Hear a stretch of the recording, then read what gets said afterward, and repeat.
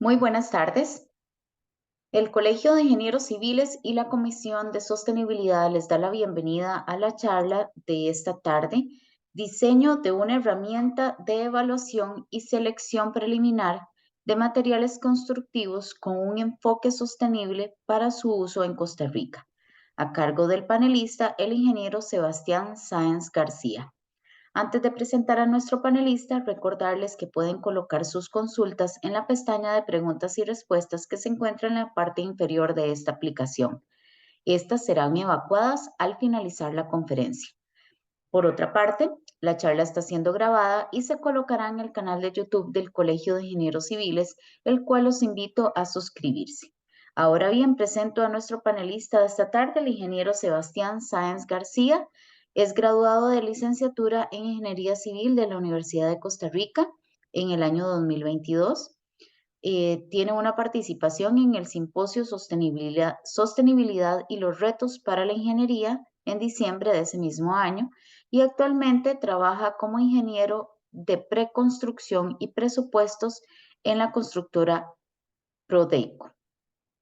Sin más, le damos la palabra al ingeniero Sebastián Sáenz para que inicie su conferencia. Adelante. Buenas tardes a todos, muchas gracias Carol y pues muchas gracias al colegio por darme la oportunidad de venir a compartirles un poco esta tarde lo que fue en realidad mi proyecto final de graduación para la licenciatura y pues les vengo a presentar un poco en lo que consiste. El trabajo se titula Desarrollo de una herramienta de evaluación y selección preliminar de materiales constructivos con un enfoque sostenible para su uso en Costa Rica. Y básicamente, ¿dónde surge la necesidad de poder desarrollar pues, este proyecto? Surge pues de ver básicamente como un espacio vacío al empezar a revisar a nivel bibliográfico, diferentes fuentes de información, que no había una herramienta actualmente, al menos en Costa Rica, que pudiéramos utilizar para poder valorar y seleccionar, o al menos tener una idea de cuáles materiales deberíamos de utilizar en nuestros diversos proyectos constructivos, ya sea para diseño, ya sea a la hora de ejecución, o a la hora incluso de hacer, por ejemplo, remodelaciones, que verdaderamente tomara en consideración lo que es la sostenibilidad ambiental. Claro, ahí pues han habido movimientos, esfuerzos diversos y los grandes que hace por ejemplo, la Comisión de Sostenibilidad del Colegio de Ingenieros Civiles por promover materiales que nos vayan acercando poco a poco hacia esa sostenibilidad. Entonces, básicamente eso buscaba un poco con mi trabajo y algunos de los datos o cifras más alarmantes que pudimos ir encontrando en el desarrollo de este trabajo fueron algunos como que básicamente el sector constructivo a nivel mundial extrae o un 40% de la extracción global de materiales vírgenes en el planeta se destina directamente a lo que es la construcción. Otro ejemplo es que en promedio, bueno, entre un 10% y un 35% de los desechos de la construcción, o más bien los desechos en los rellenos sanitarios, por ejemplo, se componen, se generan debido a proyectos constructivos. Además de recomendaciones tales como las que da el Consejo Mundial de la Construcción Verde en la importancia que tiene utilizar materiales no tóxicos, éticos y sostenibles. Otra cifra es que digamos, un proyecto de construcción de vivienda, que es por ejemplo, uno que hay bastante en Costa Rica, este tipo, puede llegar a generar desde 24 kilogramos por metro cuadrado de construcción hasta 700 kilogramos por metro cuadrado de construcción de desperdicios que se destinan directamente a esos sitios de disposición que les comentaba, tales como los rellenos sanitarios.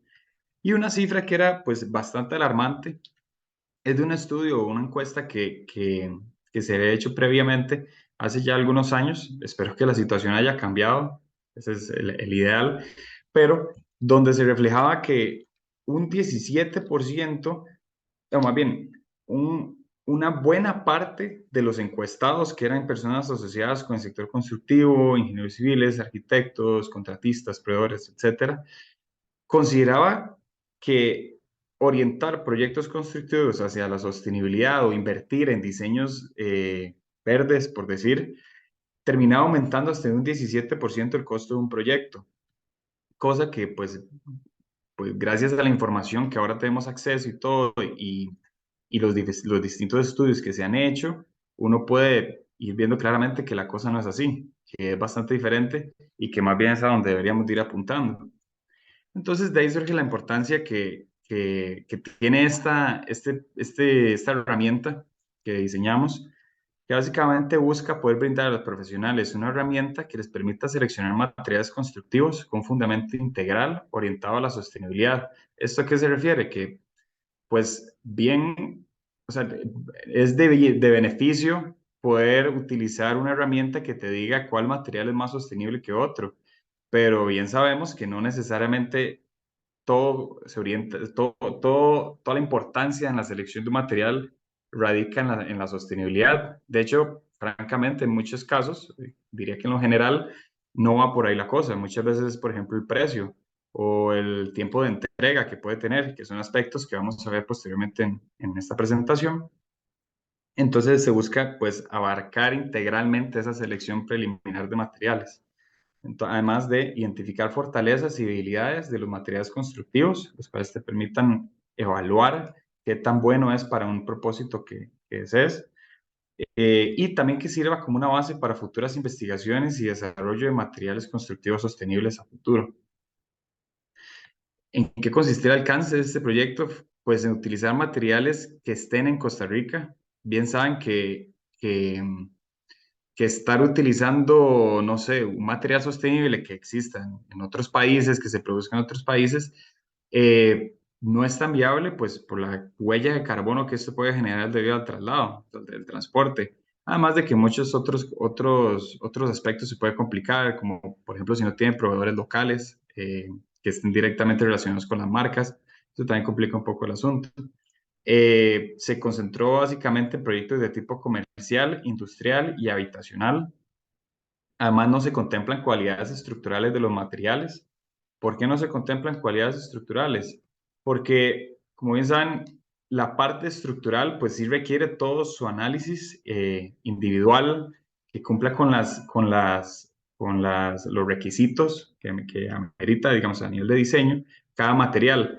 Y pues entrar tan en detalle, al menos en el proyecto que estábamos realizando, que era un poco más general, era un poco más complicado. Eso sí, bien, puede darse a futuro que exista una especificación, por ejemplo, de esta herramienta que se oriente más a la parte estructural y entonces ya se puedan tomar como factores de evaluación, por ejemplo, la resistencia de los materiales o la capacidad de flexión, ustedes saben, etcétera. Además de que la información que se ha utilizado proviene de consulta a proveedores, fabricantes y profesionales en el país, en Costa Rica. ¿Cuál fue la metodología con la que se desarrolló este proyecto?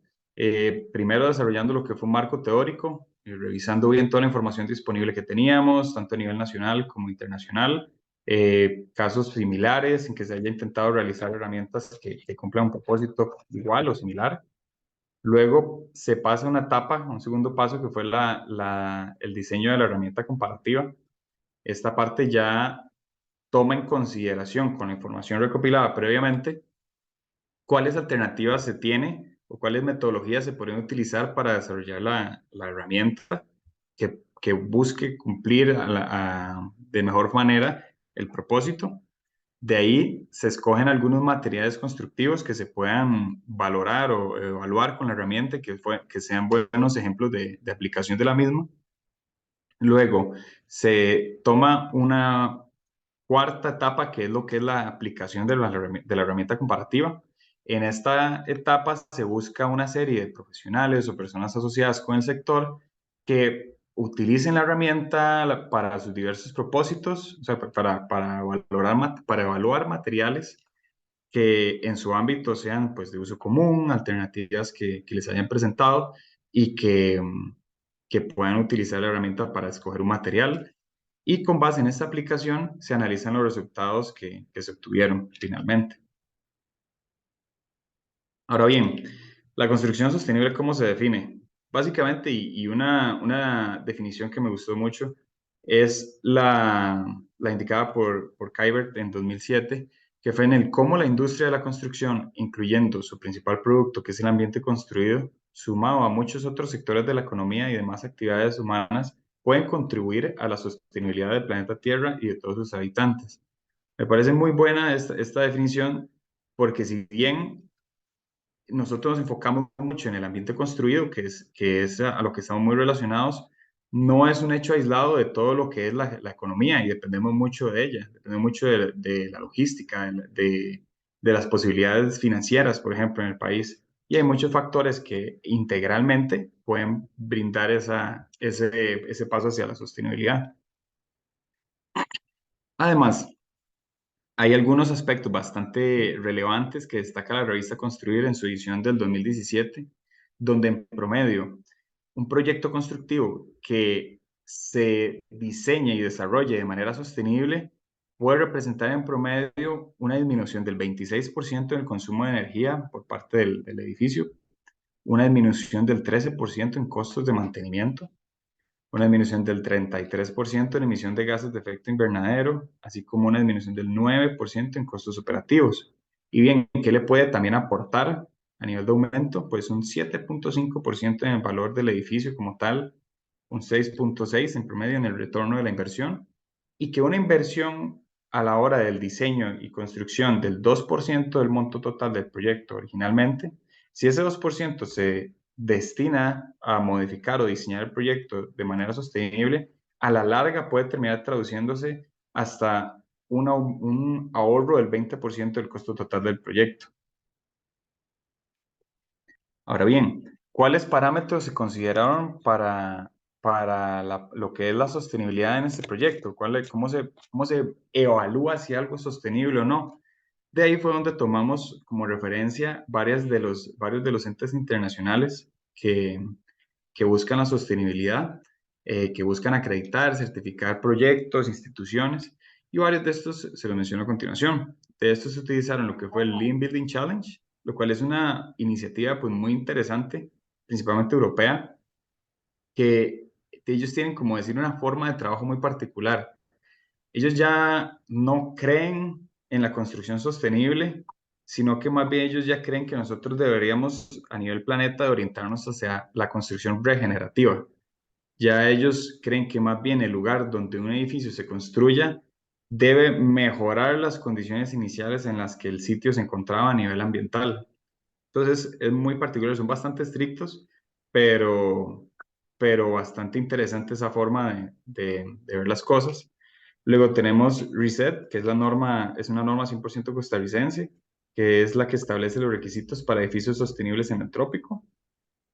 Y esa es muy interesante porque está aplicada, o sea, fue elaborada en Costa Rica y se aplica estrictamente bueno, o se aplica muy bien a las situaciones que podemos tener presentes en nuestro país. Luego lo que es la certificación LEED, que posiblemente han escuchado bastante, el US Green Building Council, la norma ISO 14040, que de hecho es la norma que establece los procedimientos para poder realizar análisis de ciclo de vida y que posteriormente en esta presentación les voy a hablar un poco más de esa.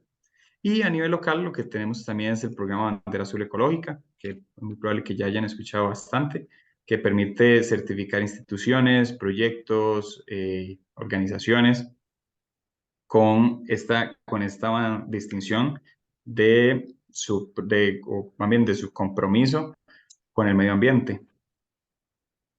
Y ahora bien, ¿cuál era el concepto original que teníamos detrás de esta herramienta? Inicialmente se consideró lo que era la metodología QFD, que básicamente se llama Quality Function Deployment. Y esta básicamente consistía en un sistema que involucra al cliente mediante una atención a sus necesidades y se establece una relación entre lo que el cliente quiere y lo que el proveedor puede lograr con su producto para poder satisfacer lo que ese cliente necesita. Básicamente, ¿cómo se resume? Lo que un cliente espera o quiere de un producto son los qués y la forma en la que un proveedor o diseñador de un producto puede lograr satisfacer esos qués se denomina como en el cómo, básicamente. Ahora bien, esta es una metodología desarrollada en Japón, sumamente útil, sumamente efectiva, pero lastimosamente no para este caso. En este caso requería una especialización muy amplia por parte del usuario, que iba a volver el uso de la herramienta muy tediosa. Entonces, y también le abarcaba como un aspecto muy subjetivo. Esta herramienta, de hecho, ya ahorita la van a ver, tiene igualmente su carácter subjetivo, pero de la otra manera era muy complicado poder aplicarla, por lo cual se migró hacia una modificación contemplando lo que es la norma ISO 14040, que básicamente establece el análisis, las formas en las que se debe realizar el análisis de ciclo de vida y sus distintas etapas, dentro de lo cual se identificó un parámetro muy interesante, lo cual consiste en la unidad funcional.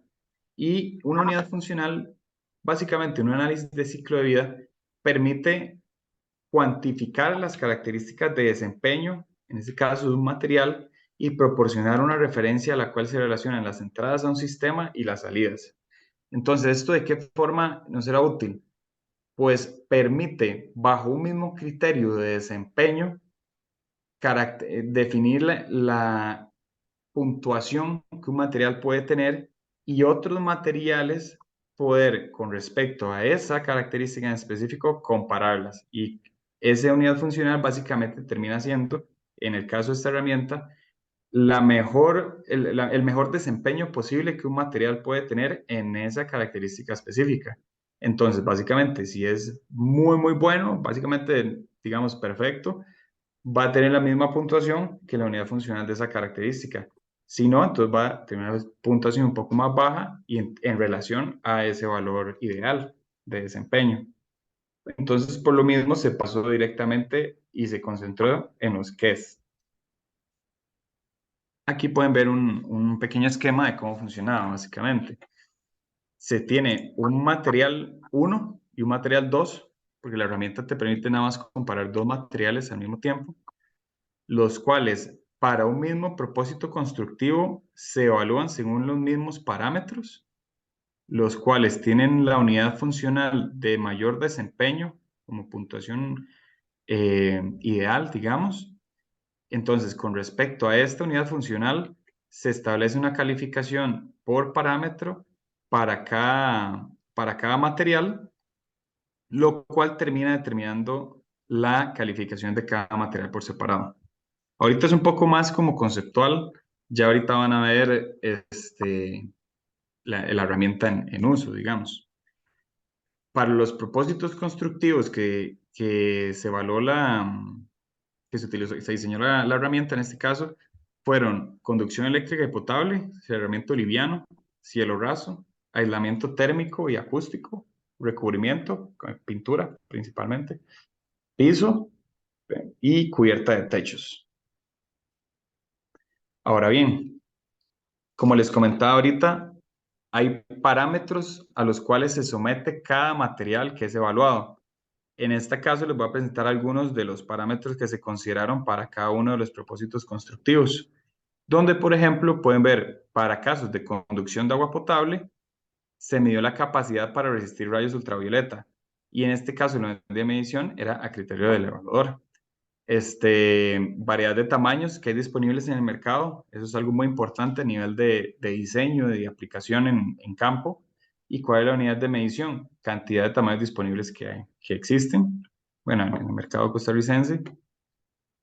Capacidad para resistir a altas temperaturas, entonces ahí se evaluaba lo que era el punto de función del material, o por ejemplo la presión de trabajo, y aquí se medía en kilogramos por centímetro cuadrado. Para otros casos, como era la conducción eléctrica, se tomaba pues, parámetros bastante similares. Por ejemplo, la posibilidad de anclaje en distintas superficies. Entonces ahí se valoraba la cantidad de superficies en las que se podía anclar este material. Y en este caso les enseño lo que es la escala de asignación de valores según cada criterio. Como les decía antes, tenemos parámetros como la capacidad para resistir rayos ultravioleta. Entonces, ¿cuál es el criterio de evaluación para cada material en este caso?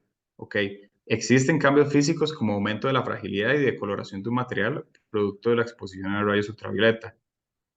Esa básicamente es como la pregunta. Entonces, Cada persona que quiera utilizar la herramienta, pues debe informarse, debe tener las fichas técnicas idealmente de los materiales que va a evaluar y ojalá pues que los haya utilizado o que tenga conocimiento de su desempeño en campo. Y en este caso, entonces puede responder, pues, si el material, pues, no es muy resistente a rayos ultravioleta y, no sé, pues, tiene un desempeño bastante malo, entonces puede tener una escala, una asignación de valor de 1, donde, como pueden ver acá, perdón, donde pueden ver, el material sufre daños rápidamente al exponerlo al sol. O si bien el material es específicamente resistente a la luz ultravioleta, entonces, y lo pueden ver también con la ficha técnica, entonces aquí lo pueden poner en la asignación de 5, que es la ficha técnica del material certifica que es resistente a la exposición solar. Esto sucede, de hecho, para varios parámetros, como pueden verlo acá con la variedad de tamaños disponibles. Y aquí entonces el criterio era, pues, tras revisar profundamente cuáles eran los diámetros que más se utilizaban en el país, entonces se tomaba que se utiliza mayormente diámetros de 12 milímetros, 18, 25 y 32. Y ahora bien, ¿cómo se evalúa cada material? Ok, el material tiene todos estos diámetros disponibles, entonces se le asigna un valor de 5. Si solo tiene algunos, ahí va bajando. Si no tiene ninguno, entonces se le asigna un 1. Aquí les enseño algunos otros parámetros que se consideraban, como es el caso del cerramiento liviano y cielo raso. Entonces, aquí se tomaba, por ejemplo, el aislamiento acústico y como criterio la atenuación de sonido que este permite. El aislamiento térmico que pueda proveer, entonces se tomaba en consideración el factor de conductividad térmica, facilidad de instalación, y eso sí ya termina siendo criterio del evaluador, donde ahí pueden ver que sí tiene pues su parte subjetiva, pero también se busca objetivizar algunos de los parámetros. Para otros casos, como lo es cubierta de techos, bien saben que dependiendo del material, esto termina teniendo una gran importancia a nivel del distanciamiento en los clavadores, en la estructura de techo, por ejemplo. Entonces, uno de los parámetros era distancia entre apoyos. Y la unidad que se toma en consideración era la relación entre el peso del material y la distancia entre los apoyos requerida. ¿Esto por qué es importante? Porque en muchos casos esto puede terminar representando un aumento de costo si requieren distancias menores entre los apoyos. Entonces vas a tener que poner un montón de clavadores a cada nada y te termina aumentando el costo del proyecto. O también termina aumentando el peso que debe soportar la estructura, por poner ese ejemplo. Otros factores como la reflectancia, y ahí es donde se utiliza el índice de reflectancia solar y el peso de la lámina, por ejemplo. Ahora sí, algo muy interesante de las certificaciones que les comentaba previamente es que todas tienen su sección correspondiente a materiales, lo cual fue bastante beneficioso en el caso de este proyecto, porque muchas compartían pues bastantes de los parámetros y algunas tenían algunos diferentes que también terminaban enriqueciendo o siendo muy prácticos para este proyecto. Por ejemplo, en la norma RESET, donde se valoraba si se utilizaban acabados y materiales que no emiten contaminantes tóxicos y compuestos orgánicos volátiles que puedan afectar la salud. Eh, Vamos a ver como cuál otro. Incorporar materiales con etiquetado ambiental o provenientes de organizaciones con compromiso ambiental reconocido. Ese es casi que, si yo les puedo decir en este momento, es el que más vi en todas las certificaciones, donde se le da demasiada importancia, lo cual es bueno, ¿no? Demasiado más bien en el sentido de que es beneficioso, porque te permite tener etiquetado ambiental de los productos y dependiendo de la certificación, pues termina siendo un etiquetado bastante robusto, con bastante información.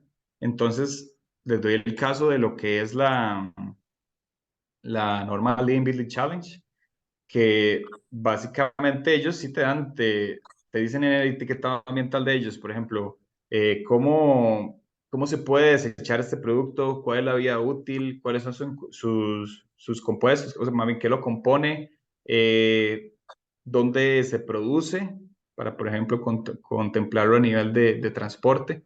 Entonces, termina siendo un montón de parámetros e información súper importante que te permite tomar decisiones con respecto a qué material utilizar. Aquí pueden ver algunos de las parámetros que considera la norma LEED, que,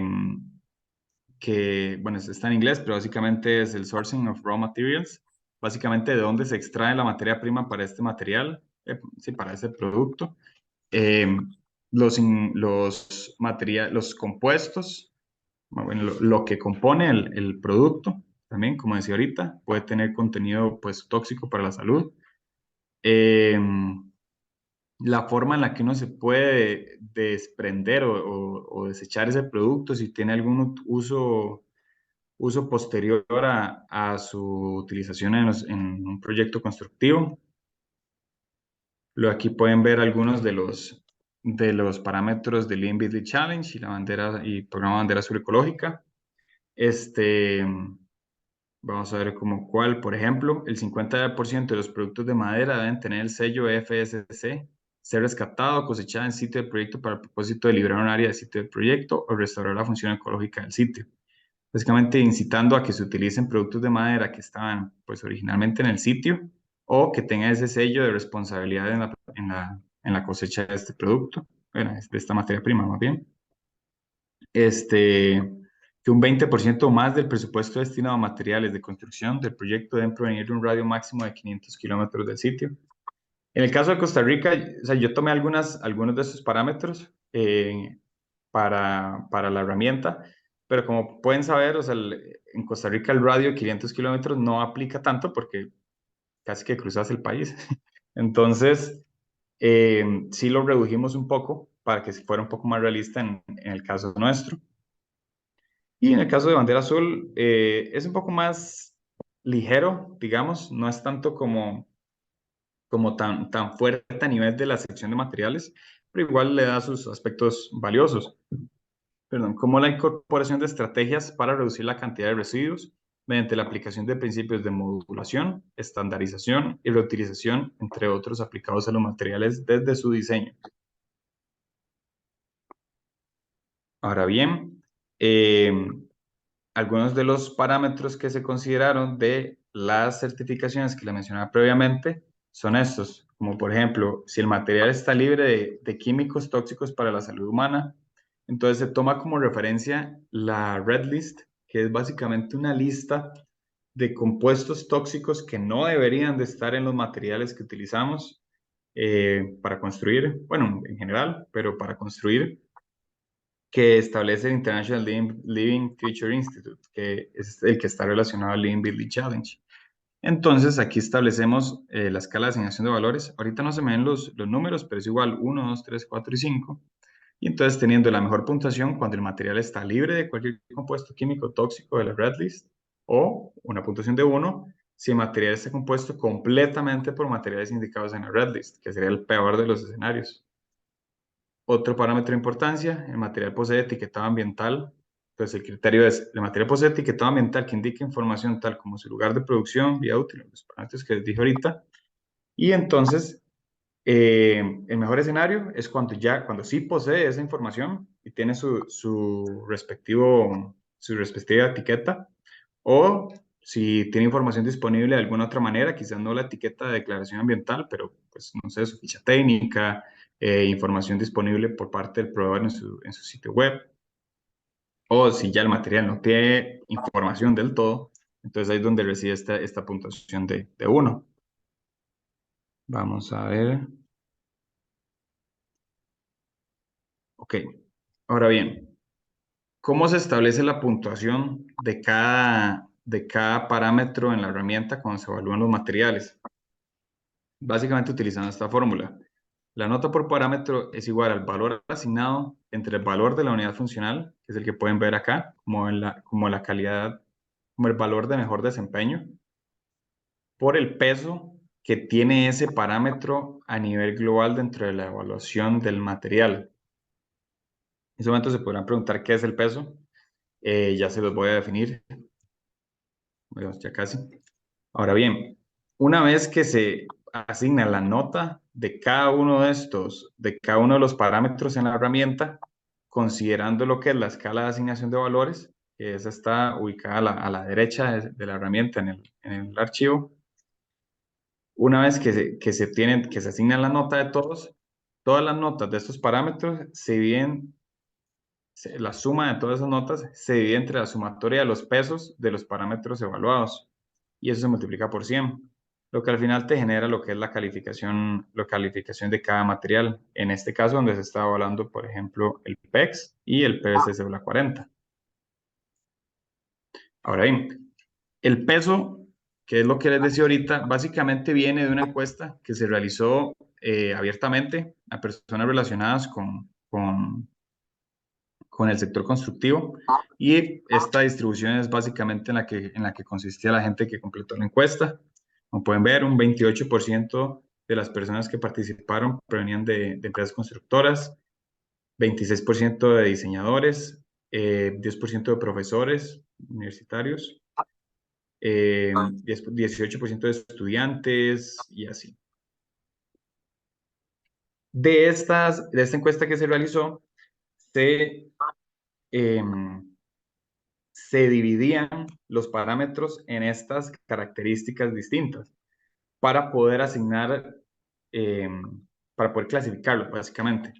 Entonces, características organolépticas eran las que se perciben o se sienten con los órganos, tal como visualmente, si ves que algo es atractivo, que es agradable a la vista, el, el olfato, la escucha, por ejemplo. Luego, características físicas que consistían pues más en, no sé, aspectos como el color, aspectos como la durabilidad del material como tal. Luego, características térmicas, la capacidad para resistir calor, para aislar el calor, por ejemplo, características eléctricas también, mecánicas, químicas, características de sostenibilidad ambiental, las cuales básicamente es muy amplio poder decir que algo es una característica de sostenibilidad ambiental, por lo cual varias de los parámetros eran tanto de físicas, por ejemplo, o mecánicas, características mecánicas, pero también eran características de sostenibilidad ambiental y características administrativas que eran cosas más como el precio del material, por ejemplo. Como pueden ver, y como les dije inicialmente, el precio terminó siendo una de las características más importantes, más bien la más importante, lo cual fue también atractivo que la segunda más importante fueron las características de sostenibilidad ambiental. Y aquí pueden ver algunos de los pesos que se terminaron obteniendo, donde parámetros como el aislamiento térmico tuve una nota de 3.74 de un total de 5. El precio tuvo una nota de 4.31. Y otros aspectos como el contenido, el material incluye contenido de reciclaje, un 3.78. Aquí les enseño lo que es la herramienta que se diseñó, donde les permite tener una parte inicial de información, donde se llena información sobre el proyecto que se está evaluando, donde se están evaluando estos materiales para su implementación, donde hay una columna para identificar si los parámetros de ese propósito constructivo en específico, en este caso tubería para conducción de agua potable, aplican o no aplican, porque no en todos los casos aplican los mismos parámetros para todos los materiales. Aquí están los aspectos, los criterios. Aquí se indica lo que es el material número 1 y el material número 2 que se van a evaluar. Y aquí pueden ver lo que es la escala, la tabla de asignación de valores para que puedan tener referencia y una guía sobre qué nota poner con respecto a la información de cada material. Aquí pueden ver dónde se llega ya al final, que es el final de la herramienta, de la tabla, y se tiene lo que es la calificación de cada material por separado en la parte inferior. Y tiene un botón que automáticamente te genera un reporte de la evaluación realizada, que posteriormente les voy a enseñar. Es digamos, de cómo funciona ese botón.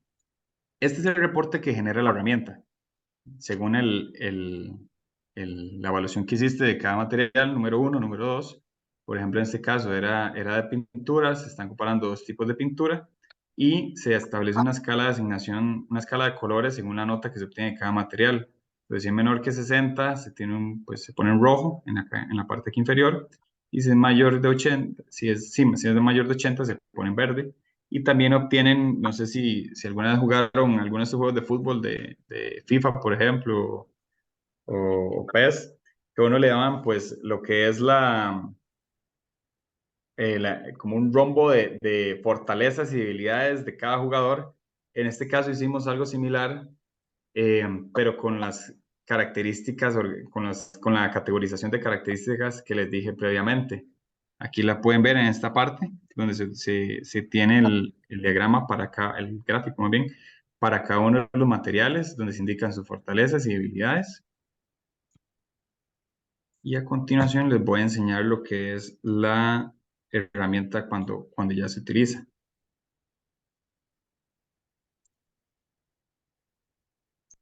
Como pueden ver, se llenan todas las casillas según los parámetros. Esta ya estaba llena y una vez listo, se aprieta el botón para que genere el informe y el informe se genera automáticamente con un archivo, o sea, te abre automáticamente un archivo PDF con el nombre de la comparación de los dos materiales que se utilizaron y que usted posteriormente ya puede guardar. Ahora bien, los casos de aplicación, ¿en qué consistían? Se realizó la encuesta a 6 profesionales distintos, a un ingeniero eléctrico, a 4 ingenieros civiles y a un arquitecta, donde aquí pueden ver los propósitos constructivos para los cuales ellos utilizaron la herramienta: 2 para cerramiento liviano, piso, cielo raso, tubería para agua potable y recubrimiento, en este caso fue pintura. Y aquí pueden ver las puntuaciones que se obtuvieron de cada uno de los casos. Y voy a tomar algunos de los casos como ejemplo de aplicación. En este caso, para tomar un poco de agua. En el caso del ingeniero eléctrico, él quiso comparar dos materiales: el polietileno de alta densidad, que también se le dice PEX, y el PVC cédula 40. Esto para el caso de tubería de agua potable. Y aquí pueden ver que en la comparación realizada, para el material número 1, el producto tiene pues una falta en lo que son las características administrativas, que es una de sus debilidades, y el material número 2, que es el PVC, sí tiene características administrativas muy altas, posiblemente relacionadas a lo que era el precio. Luego, en el caso de las características físicas para el material número 1, ahí es donde sí tiene una mayor fortaleza, lo que es el PEX, te da una mayor facilidad, por ejemplo, de modulación, de movimiento, de anclaje, instalación de este material, que el PVC sí se te queda un poco más atrás debido a la dificultad para su implementación. Ese era un caso de aplicación. Ahora bien, ¿qué concluimos tras haber realizado este proyecto? Que existe una gran diversidad de parámetros que afectan la toma de decisión en un proyecto constructivo con respecto a los materiales, y que la mayor relevancia la poseen los relacionados a las características administrativas, seguidos de los asociados a la sostenibilidad ambiental. Hubo una respuesta bastante favorable en los casos de estudio, a las personas les gustó, sugirieron recomendaciones. De hecho, eso sí se me fue comentárselos. Unas recomendaciones que dieron era que se debe mejorar el etiquetado ambiental en ambos productos y aumentar la disponibilidad de PEX en Costa Rica, pues tiene una puntuación mayor. Además, se evidenció que en Costa Rica se utiliza una gran cantidad de materiales constructivos con impacto ambiental considerable, lo cual es preocupante y es algo que nos toca a todos nosotros cambiarlo. Y a nivel de recomendaciones, se recomienda seguir desarrollando la herramienta para otros propósitos constructivos adicionales que sean de provecho. Eh, hace unas semanas hubo un pasante de Francia, de una universidad en Francia, estuvo realizando su pasantía con la UCR, y uno de los aspectos que vino a trabajar, o una de las tareas que tenía, de hecho, era pues meterle más trabajo a lo que es la parte de evaluación económica de este trabajo, de este proyecto. Entonces es uno de los ejemplos en los cuales se puede ir desarrollando esta herramienta, ya sea para cosas más específicas, por ejemplo. Además, se insta la UCR, en este caso, que fue donde desarrollamos el proyecto, a generar un mecanismo que permita que dicha herramienta comparativa se nutra de información de bases de datos internacionales de forma automática. Se recomienda el uso de la herramienta en la categoría de construcción sostenible del programa Bandera Azul Ecológica, aprovechando que ya hay un enlace existente entre este programa y la UCR. y la implementación de la herramienta para la obtención de créditos verdes, que son facilidades de financiamiento por parte de bancos, principalmente estatales en este momento. Si un proyecto se considera un proyecto verde o que está orientado hacia la sostenibilidad. Y pues eso sería en realidad. Les agradezco mucho por su tiempo y si tienen alguna consulta, pues con mucho gusto aquí estamos. Muchísimas gracias al ingeniero Sebastián Sáenz por la excelente conferencia. Abrimos el espacio para consultas. Recordarles que pueden colocarlas en la pestaña de preguntas y respuestas o bien levantar la mano y yo con gusto les activo el micrófono.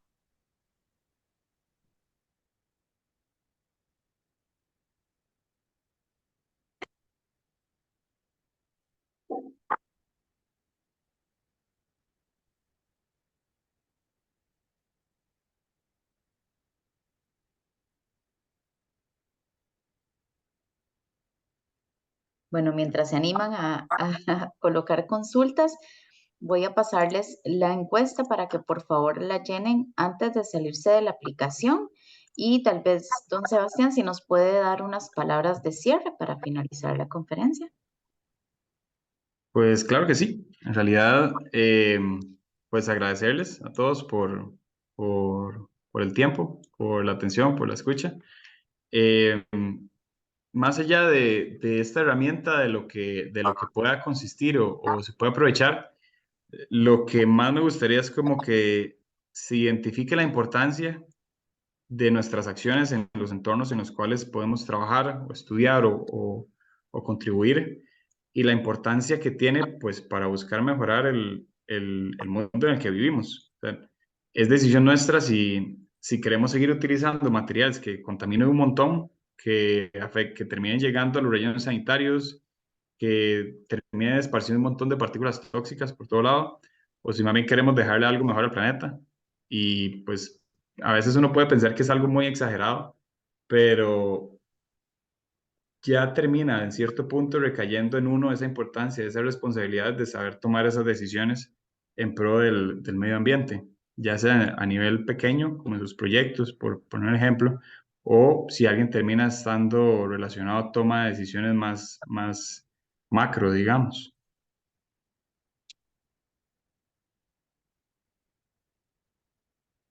Muchísimas gracias. Vemos que no tenemos consultas, entonces damos por finalizada la conferencia. Como dijo don Sebastián, muchísimas gracias a las personas que nos acompañaron esta tarde-noche. Recordarles que si quieran volver a ver la conferencia, pueden entrar al canal de YouTube del Colegio de Ingenieros Civiles o si desean recomendársela a alguna persona. Sin más, damos por finalizada la charla. Muchísimas gracias al ingeniero Sebastián Sáenz por su tiempo y por compartir sus conocimientos con nosotros. Tengan todos y todas muy Mucho buenas gusto. noches. Buenas noches.